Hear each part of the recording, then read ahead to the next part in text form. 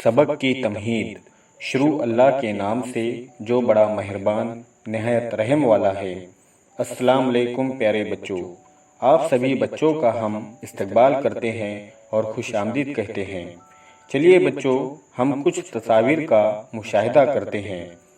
پہلی تصویر کا اگر ہم مشاہدہ کریں تو آسمان پر بادل چھائے ہوئے نظر آ رہے ہیں۔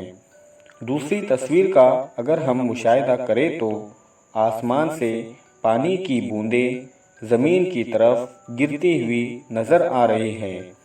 تیسری تصویر میں ہمیں دو بچے آگ کے پاس بیٹھے ہوئے دکھائی دے رہے ہیں، اور چوتھی تصویر میں ہمیں چمکتی ہوئی تیز دھوپ نظر آتی ہے۔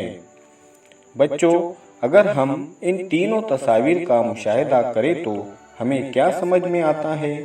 اس سے ہمیں یہ سمجھ میں آتا ہے کہ یہ تینوں تصاویر موسموں کو ظاہر کرتی ہیں۔ پہلی تصویر بارش کے موسم کو ظاہر کرتی ہے، دوسری تصویر سردی کے موسم کو ظاہر کرتی ہے، اور تیسری تصویر گرمی کے موسم کو۔ یہ موسم یکے بعد دیگر تبدیل ہوتے رہتے ہیں۔ موسم کے بدلنے سے انسان کے برتاؤ اور رہن سہن میں بھی تبدیلی ہوتی ہے۔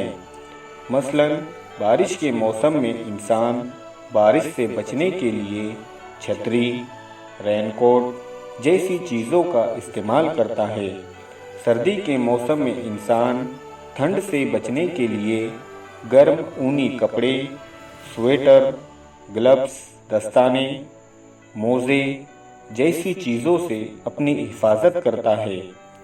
گرمی کے موسم میں انسان پتلے اور ہلکے کپڑے، کولر، شربت وغیرہ چیزیں اپناتا ہے۔ بارش، سردی، گرمی، ان تینوں موسموں کے علاوہ اور بھی موسم ہیں، جیسے خشک موسم، مرطوب موسم، پتجھڑ کا موسم۔ تو بچوں، یہ تھی موسم کے متعلق کچھ مختصر سی معلومات۔